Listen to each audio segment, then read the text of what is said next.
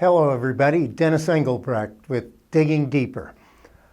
Today I want to talk about soliciting feedback, getting feedback, and as a leader, I guess, in general I'd just say, two heads are better than one. We've heard that phrase many times.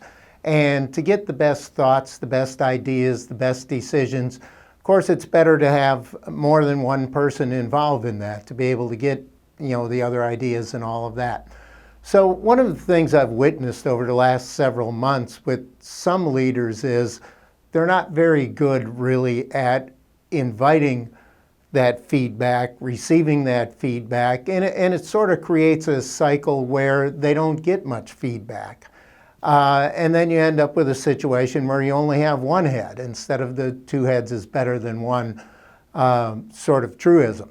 So how do you get better feedback, from your teams, your employees, your fellow contractors on a job? How do you get that feedback? How can you be more effective as a leader in being able to invite that feedback and get to the best decisions? Well, thinking about this, I sort of created a list of do's and don'ts, if you will.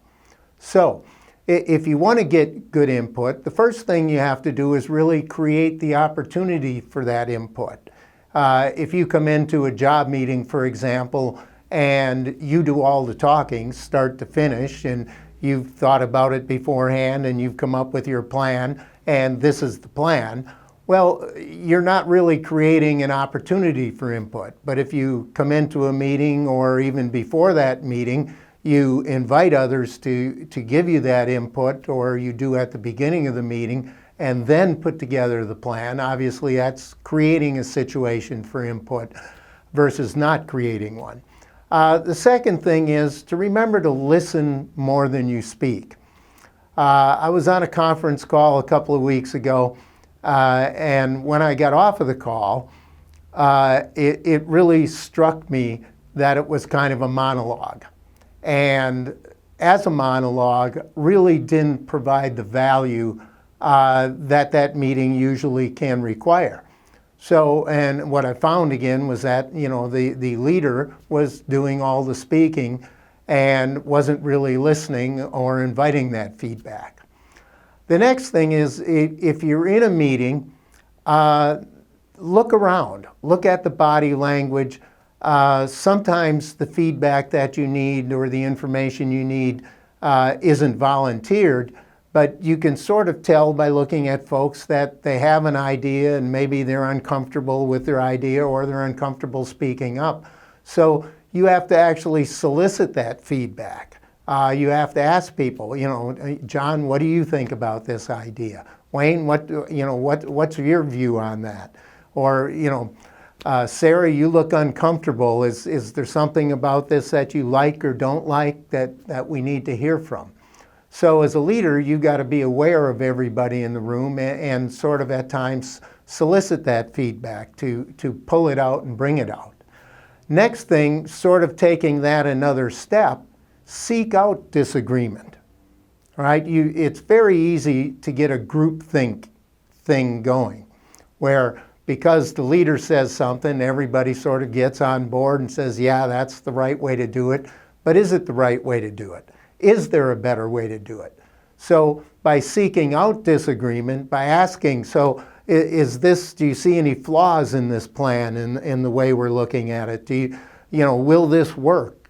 Ask the questions and seek out that disagreement. And the next thing,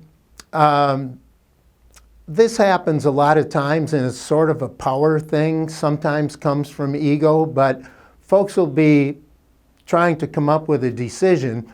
They'll hold the important data or knowledge that's necessary to get to the right decision, and by not sharing that, they really don't give other people the opportunity to truly contribute in that decision making.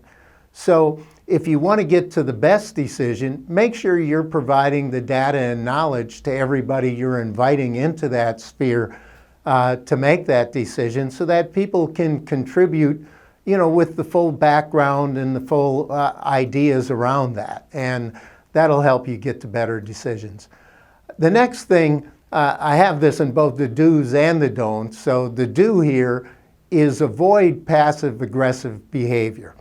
And by passive-aggressive behavior, I mean, well, somebody comes up with an idea and you don't like it, and you say, well, if that's the way you want to do it, then you do it. You know, that type of thing. You know, trying, you know, instead of going through and trying to fight for, you know, which is the best path to do it, to sort of, you know, pass off your responsibility if somebody wants to do it another way. So the don'ts to keep in mind in this two heads better than one objective: don't interrupt. When, you know, the other folks are giving an idea, explaining themselves, try not to interrupt. Try to just listen, take it all in, and then at the end, if you have some questions, of course, ask them. If you think they're on the wrong track, you know, maybe ask some questions to help frame that and help them discover themselves they may be on the right track. But try not to interrupt them. Try not to be judgmental. You know, almost any time there's a decision to be made or a route to be taken, you've got an idea of what you think the best thing is. Well, if you come into a meeting, especially as a leader, and you already have that idea, sometimes it's hard not to be judgmental. Somebody has a different idea, well, that doesn't fit with where I'm thinking, so you can be judgmental, and that judgmental attitude can come across in your body language or, you know, in how you react to them or the things that you say. So be careful not to be judgmental. Try to be open-minded. I mean, if you're not going to be open-minded, why invite people's participation anyway? Next thing is, you know, be careful, and this kind of goes along with the judgmental thing, be careful not to dismiss ideas out of hand. Even though John was way off base, let's just say, in this particular item, John still has an opinion, and he thought that through, and we want to show him the value of his, you know, thinking, and maybe hear more about it, or again, you know, get some questions, discussion around his idea. If you dismiss people out of hand, what are your odds of getting a good idea from them the next time? You know, they're going to be, you know, possibly fearful or hold back their ideas. And that doesn't lead you to getting to the best decisions.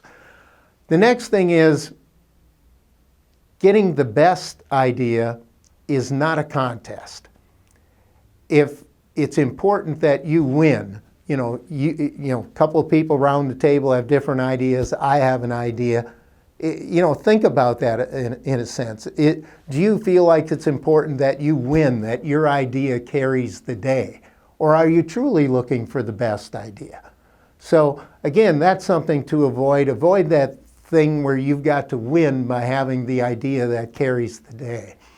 So there's two heads better than one thing, and the processes you use to hopefully get the best idea, the best decisions in each case, this has a huge impact on your overall culture. Just think about, you know, in all of your team meetings, leadership processes, all of these things, when you're trying to come to that best decision, if you're putting off some of these vibes that you know best and your decision counts or your thoughts count more than the others do, you know, that's going to have a negative effect on morale. It's going to have a negative effect on trust.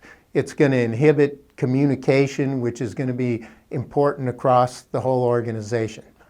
So again, try to heed these best lessons, watch your do's and don'ts, and definitely two heads are better than one. Thanks for tuning in.